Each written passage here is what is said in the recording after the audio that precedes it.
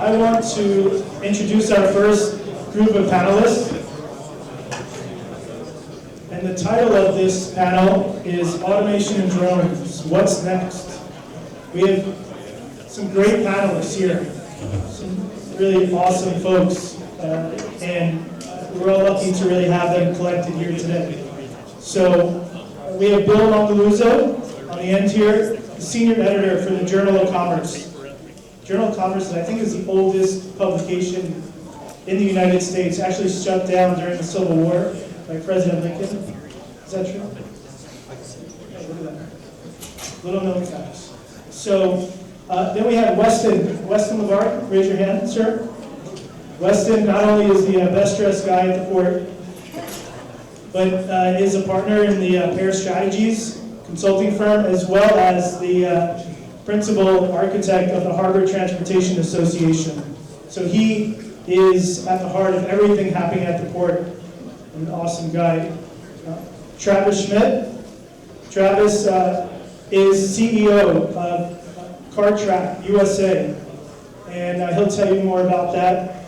And Alex Lightman, our futurist and author. And again, so please give him a warm welcome. Thank you. Thanks, Brad, and thanks everybody for joining us. This is our technology advances affecting the supply chain. So what are we talking about? We're talking about ports, we're talking about warehouses, we're talking about getting freight from the ports to the warehouses, to the railheads, to move the containers east to other warehouses. So as we heard a short time ago from Jonathan, that it's an ecosystem. These are companies that are working together, but unfortunately they're not talking that much to each other. So we want to see how we can use technology to improve communication among the different members of the supply chain. So the structure of this panel, I'm just going to say hello to each member individually. He will give 3 to 5 minutes. What does he see as the main challenges in the supply chain? And then after each speaker has had an opportunity to talk, then I'll just start asking some general questions, and we'll get a good discussion going, and hopefully you will ask questions too. So just raise your hand if you have a question during the discussion. So let's get started right now. Alex.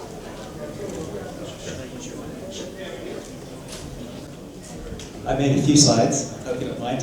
So this is about how smart transportation will change civilization. It's a bigger view. This is what we agreed on in the panel, than just supply chain. So I want to start with telling you about 3 things, how they interact, and then make a huge twist in everything, because people don't always see the interactions between things. For what it's worth, I'm the author of the first book on 4G wireless, and won the Economist Award, the Reader's Award, voted on by people around the world for the innovation that will most radically change the world over the next 10 years. So I pride myself on being able to write transition plans for governments. I've done it for the Obama White House, the National Innovation Plan, and also for NATO. I wrote 2 plans for NATO for 28 countries. So the first thing is about electric vehicles. Electric vehicle motors are 5 times more efficient than internal combustion engines, and basically EVs are laptops on wheels, and they're progressing like Moore's Law. They're just getting better and better. They cost 90% less to fuel, but that's with electricity at 12 cents a kilowatt hour. That's the average price of electricity nationwide in the US today. They cost 90% less to maintain, and you can save them, you can save about $16,000 per fleet per vehicle. And each time you buy an EV, you're basically eliminating about 20,000 barrels of oil. So now, let's say, okay, we got the EVs. Now what happens if we add solar? Well, municipalities are setting up charging for these things, and now they're saying, well, why don't we charge these things with solar? So they're putting solar panels over parking lots, including my city of Santa Monica. And the EVs can serve as storage for the solar and for the cheapest electricity, charging during the day and then powering the home at night. So EVs can become profit centers. And there are already a number of power purchase agreements that are 2.4 to 4 cents a kilowatt hour. You can find one on my Facebook page. And by 2020, there are going to be power purchase agreements for less than 1 cent. And so EVs will cost 99% less to fuel than internal combustion engines. So let's add one more thing. If you add auto drive, if you add self-driving cars, they're legal in at least 4 states. We might have added some since I made the slide. 40% of gasoline is wasted looking for parking spaces. Car use averages about 2 hours a day. And 93% of Brazilians, and there are comparable numbers all over the world, this is just one that I found amusing, said they would send their kids to school in a self-driving car. And Tony Siba, my colleague at Stanford, estimates that each autonomous vehicle sold replaces 15 traditional automobiles. So the basically the auto market is going to collapse from 73 million vehicles a year to about 6 to 8 million vehicles a year. Now let's add that in to what I call objective driver rating systems. So if you put intelligent GPS trackers on cars, like from my colleague Travis, his company does that, costs less than $20 a month in many cases, then you can see objectively which Uber driver, which Lyft driver, and which truck driver, and everyone is driving well. And then you toss that into something where all this information is communicating via satellite, via Wi-Fi, so that you have the ability to synchronize vehicles so they can be exactly a certain convoy distance apart. You can actually increase throughput on a road by 400% if the vehicles are communicating with each other and they're all entrained with each other, not leaving it to humans. You have all these other smart things. So what's it all add up to? Here's the twist. So first thing is annual vehicle sales, including trucks, everything, collapsed from over 110 million a year down to fewer than 10 million. We transitioned from 50-50 people in cities, so about half the people in the world are in cities, half are not in cities, to something more like 80% in cities. Here's the biggest thing of all. This is an amazing thing, and I have 2 million words of predictions with no mistakes. Cities double in size and they double in density, increasing productivity by 12.5%. And you get the cost of transportation dropping by more than half, and trillions of dollars are freed up for other uses, and fuel use, pollution, accidents all drop by more than 60%. So what we're looking at is this whole, the supply chain, transportation, everything working, and making people wealthy, and making it possible for us to live a lot closer together, cleaner, brighter. So I think it's a great future. Thank you. Thanks, Alex. Very interesting, very thought-provoking. Travis, why don't you take a few minutes, tell us what you're into. Sure, I mean, You're fine. following Alex is always tough because I'm just getting used to texting versus speaking on the phone, so it's not easy for me. I come a little bit from the logistics space, more from a standpoint of predictive, and you know, the interesting thing about the world we live in, obviously we kind of move into a world and we get into a world where we know where things are. It's a little bit difficult to know where they are, but it doesn't really matter where things are. We need to know where they're going to be and when they're going to be there. And that's kind of the world that we need to live in, is the predictive side of where things are. So the fortunate thing is, you know, I heard a lot about, in the previous speaker, about friction in the industry, and there is a lot of friction in the industry. The toughest thing about the supply chain is actually the how fragmented the industry is. 90% of trucks in the US are owned by people with 5 or less trucks. I mean, there's no bigger fragmented market in the world. So when we talk about friction, we should talk about fragmented industries and how long it takes a fragmented industry to get through the friction and all systems to start speaking to each other. We spoke about systems at the port, and there's multiple systems at the port, which obviously then creates another layer of fragmented industry. I think we get into a world, and this is what gets exciting, of data and data being freely available and shared. And when we get to that world, that fragmentation goes away and that friction goes away to some extent. So I think the things that make life really exciting for us is, obviously Alex has told me I'm going to sit on the beach every day, which is pretty exciting. And be rich, thank you, I hope so. But you know, we've moved from a push economy to a pull economy. And what I mean by that is, if you look back 15 years and how we used to purchase things, and we had these trailers and trailers of goods going to warehouses, and from those warehouses they were going to a store, and from the store people were driving in their cars to pick those up. That world has changed. We live in a pull economy now, And the pull economy defines totally different rules for logistics and for the supply chain and how it needs to operate. So it was interesting. I do agree, we don't think of how that parcel arrives in our hands. But we don't need to think about that, and we don't actually care. But what we do care about is it arrives there quickly. And if you look at the last 7 years, even in ordering something online, what's always been amazing for me is, 7 years ago, our expectation was 2 weeks and we were happy. And if I would challenge anyone in the room, I think people are getting frustrated with 2 days right now, in terms of what our expectation is when something should arrive at our door. And Amazon's obviously been driving that aggressively, and everyone else is having to follow suit. So the last mile has become a very challenging environment. The first mile, obviously, has become a very challenging environment. The question is, when is there no last mile and first mile and middle mile, and it's just like the mile, And that's the world we live into. We speak about drones, and does that happen? I think in terms of, technology, drones is probably the most challenging to implement in this environment. So I know we call this panel drones, but I'm going to step away from drones for a little bit because, battery life to payload to regulation and FAA have put so many constraints on drones in the US that for emergency environment, it's going to be fantastic. For automated routing and stuff, it will be fantastic, but I think we're going to have a lot more that's happening on the roads, a lot more excitement that's going to happen with visibility on the roads in the short term, and that's what we should all be focusing on. Thank you very much, Travis. Weston. Okay, what has happened in this harbor trucking space? What are the challenges? What are you doing about it? Well, first, I'm probably not going to be the biggest proponent of electric vehicles up here on the stage.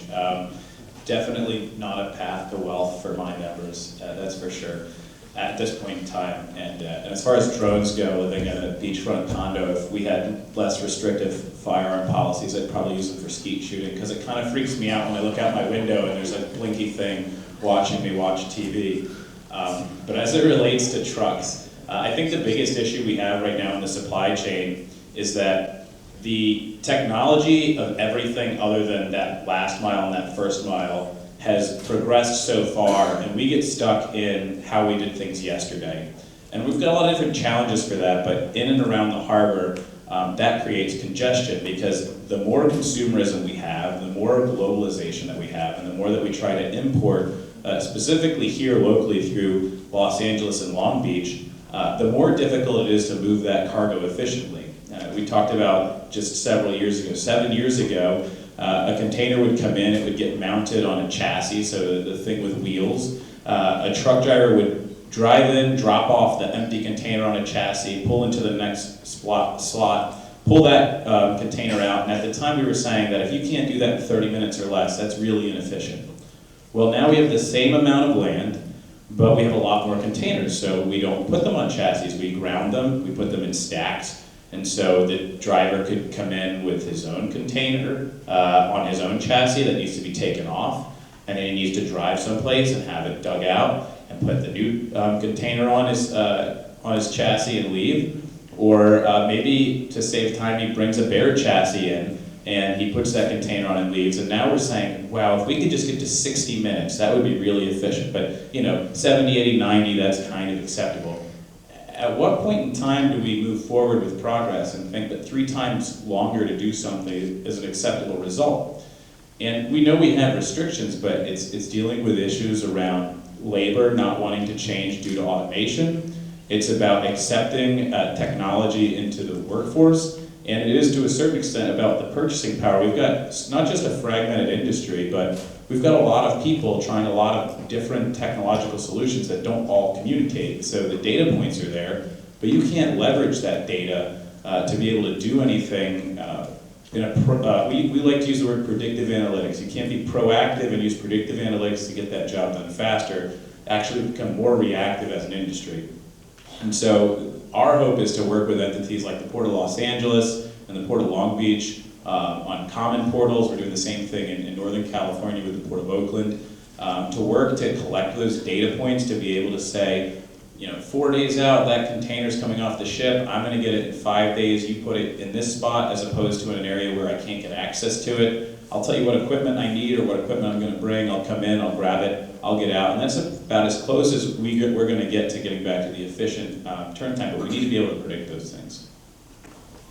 Thanks, Weston.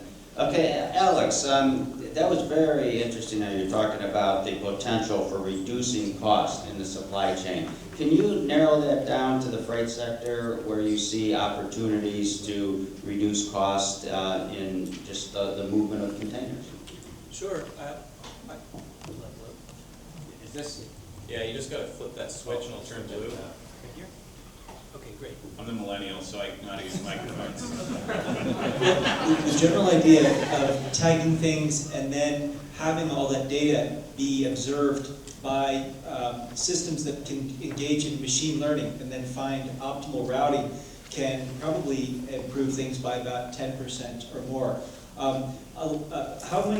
What's the average length that you think that people have been using AI for? Anybody want to take a guess? Artificial intelligence in LA, say? Anybody want to take a guess how many years? 20. 10, 20, any other? 50. 50. Oh, interesting. Well, AI came up, was first coined as a term at Dartmouth in 1956. I actually sold the first applications for AI all to the defense companies in 1984, 85, 86. So I sold the first $1 million worth of applications, but they had probably $1 billion worth of military contracts going into for all the people to do it. So the military has been using it for their shipments and their routing. They get paid a lot per aircraft, but they told me that they saved a tremendous amount of money. A lot of this stuff isn't publicly known, but I would just say that, is anyone working with containers and working with machine learning and big data in this room? Oh, here one? What kind of results are you seeing? We live on the different part of the spectrum, so it's less for the carriers and more for the manufacturers of the product. Okay, well I think wherever you have a system, I didn't know it was taking 90 minutes to do a turn with the chip. Wow, that's incredible. I would just think that the ability to predict which container is going to be taken by which truck at which time, and you have a GPS tracker on that, and then you say, okay, here comes the truck, and it's this, and you can basically have both ends working and simultaneously doing that. You might be able to actually cut the time in not only back to 30 minutes, but even less than that. But it's one of those things that in the beginning of anything, like it takes 10 units of effort to get 1 unit of result, but once you set up the infrastructure, then it's 1 unit of effort to get 10 units of results. And I would just say tracking everything and having the timing at both ends be converged is where I would look at applying big data and machine learning.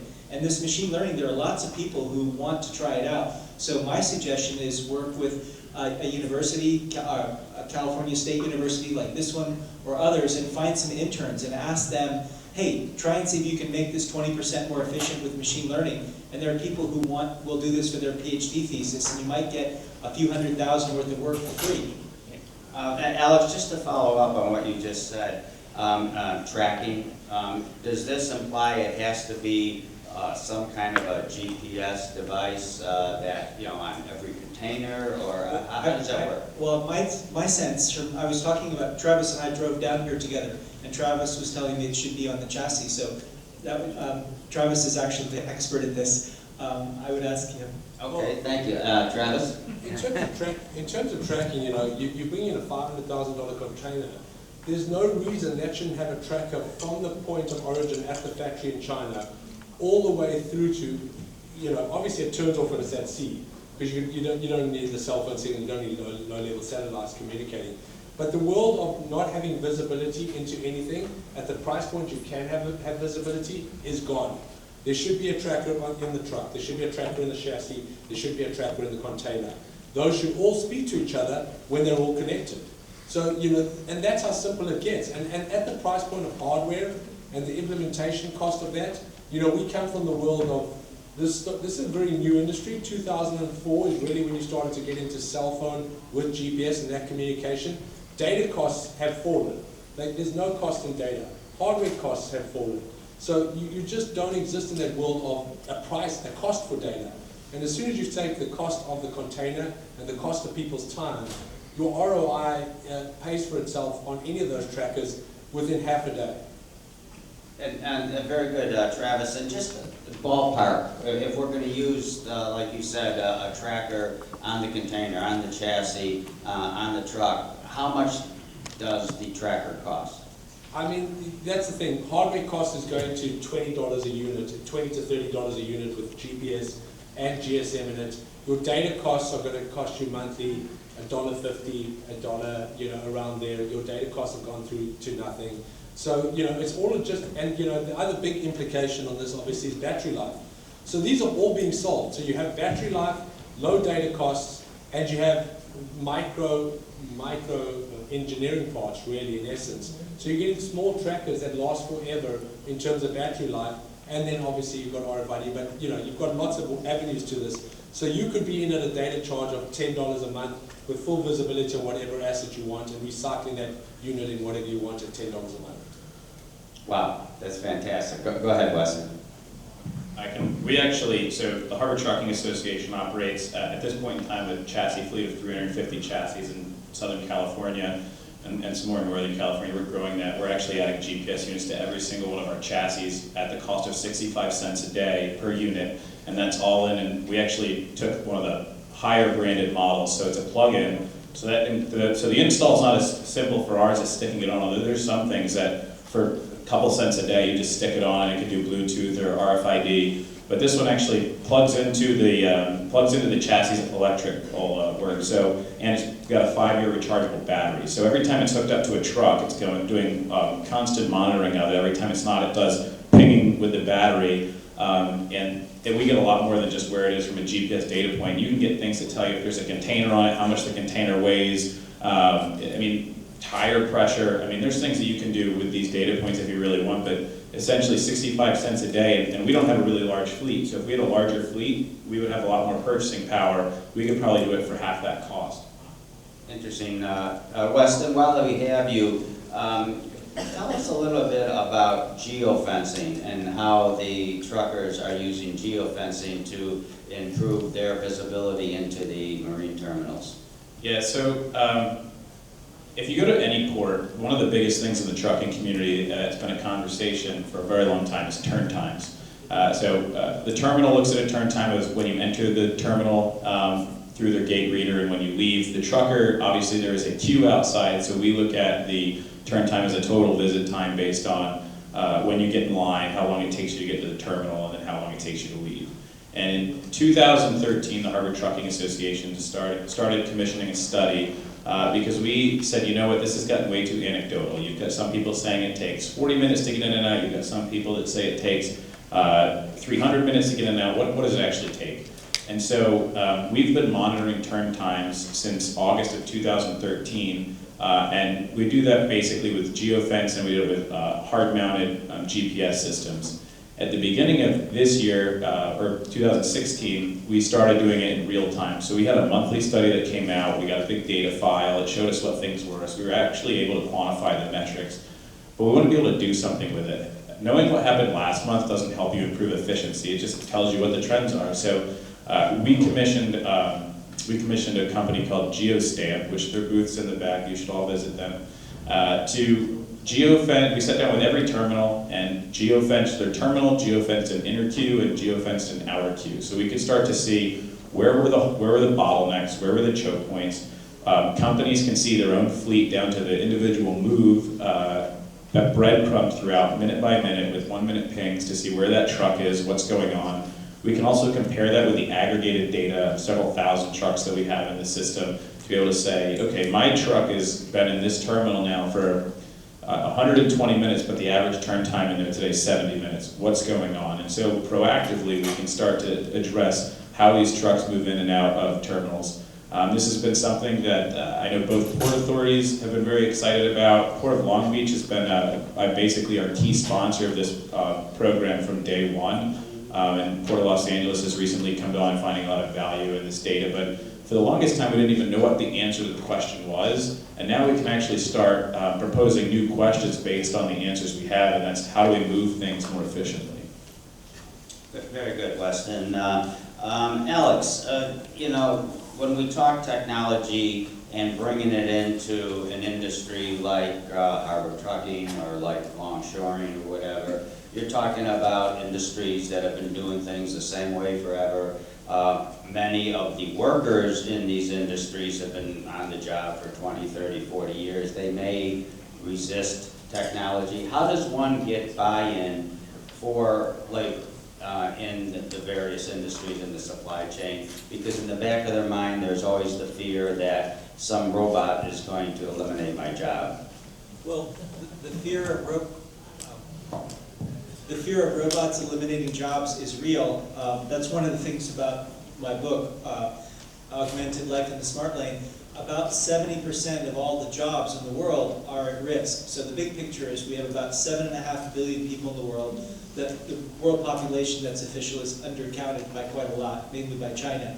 And then there are about 5 billion people who could work full-time jobs. There are 3 billion people who need full-time jobs. There are 1.2 billion who have those jobs. And of those, about 800 million jobs or so are at risk in the next 20 years of being automated, AI and robotics. And drones, by the way, are robots. Self-driving cars are robots. They're all part of the general class of robots. And so as you saw from what I said before, it's pretty tough. I would say that there's only really one thing that you can do, which is to make really serious effort to retrain people. And almost every course is online. And I think that people can learn quite a lot.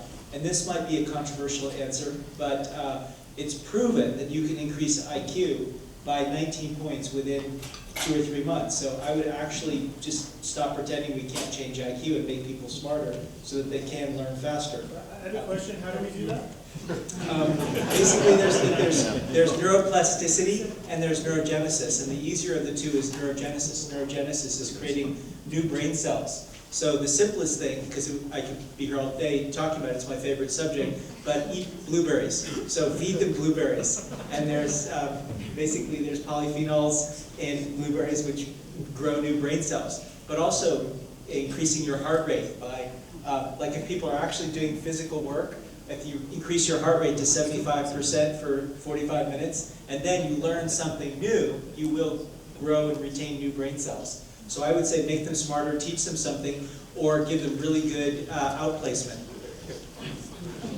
Wow. Chew on that for a while.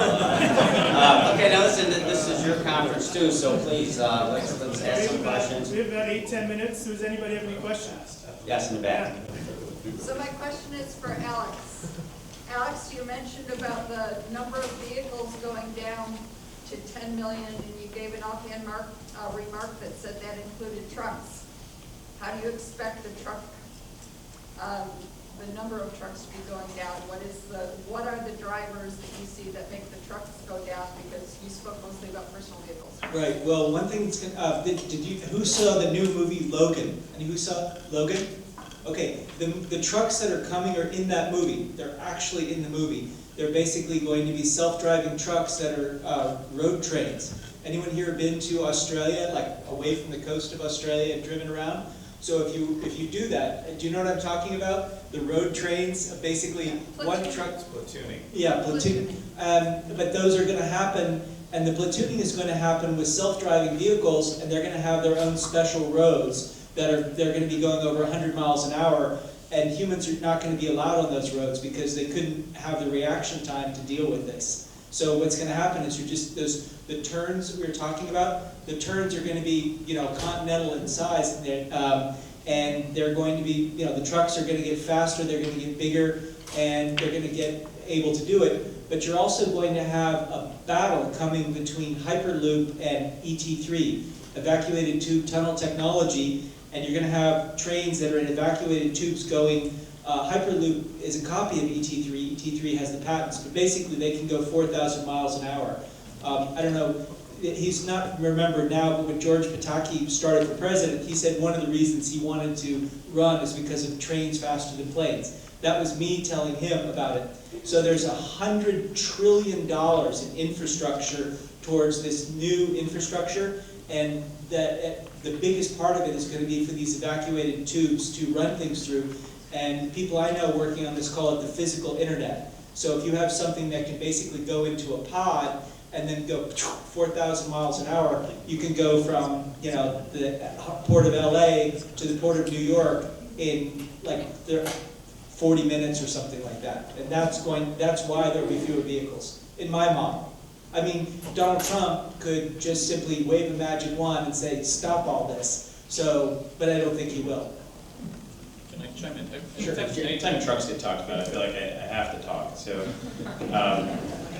I think that for me, you have to break trucking down into different types of trucking, because over-the-road trucking, you can do things like autonomous vehicles and truckload tuning a lot easier than you can do it in harbor drayage or intermodal trucking. And so, unless you would have to go in and retrofit every single marine terminal to have some sort of guidance system that allows for those trucks to be go from one place to the next.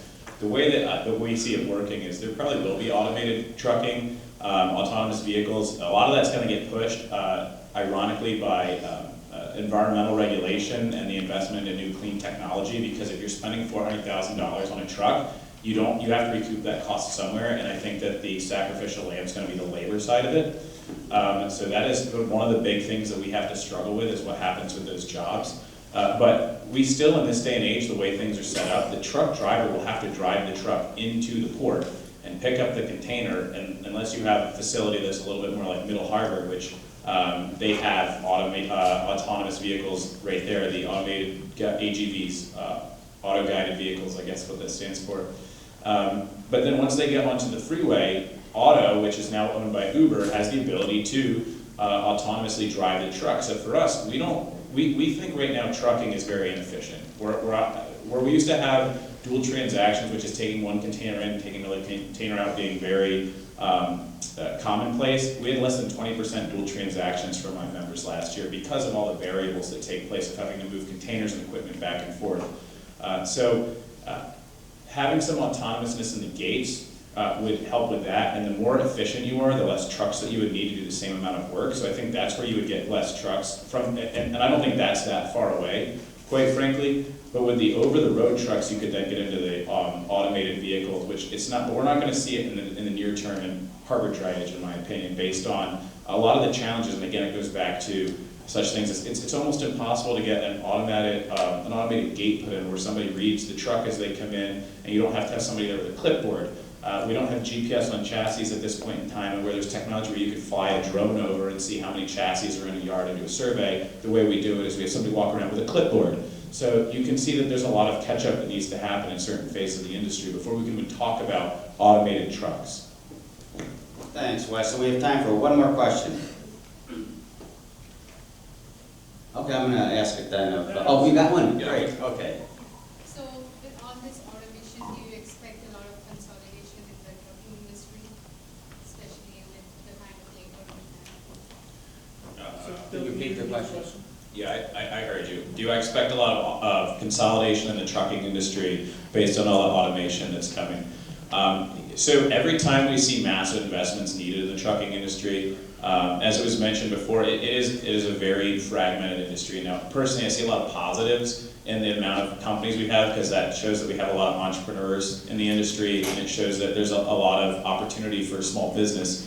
But anytime you see something, if you look at the last even Clean Trucks program that wasn't based on automation, the industry consolidated quite drastically because the independent contractors or the small companies couldn't afford the equipment. And so in the next phase of that, right now there's no technology, for instance, that meets the new clean air standards that they're looking at being adopted. I think there's one or two trucks even being piloted right now that may come into commercial use in the next 2 years that would meet those standards.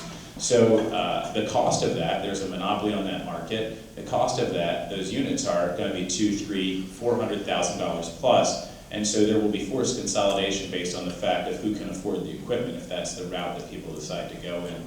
But I think, like I said, the response will be those who can absorb it will make the capital investment, but they'll also try to do it simultaneously with automation to reduce their labor costs. Okay, I think we have one more. Yeah. Yes, sir. How do you think that's going to affect the drivers of these vehicles? So So interestingly enough, one of the biggest issues we have in the industry is that the average age of a truck driver is 55 years old, and it's very difficult. We run a driver training program with Long Beach City College, and the majority of folks that come in are not younger folks. They're folks that are middle-aged that are looking for a better career path than what they currently have. So they're either unemployed or underemployed, and they look at driving a truck where if you're not making at least $1,000 a week, you're doing something wrong, whether you're an employee or an independent contractor, and some independent contractors will net well into the 6 figures. So one of the things that we're challenged with is the fall off of the talent cliff. And so some automation may help to supplant the need for those drivers. I think we'd much rather do it in a sense where we're preserving the jobs and we're creating a more efficient mechanism for trucking where we still have the need for drivers, but not necessarily maybe as many, because it's like most other industries that have been filled by the baby boomers. We may not have enough to continue it at the rate that we're at. Over-the-road automation could actually help because we have such a heavily regulated industry that hours of service, the amount of hours a driver can actually drive, come into play.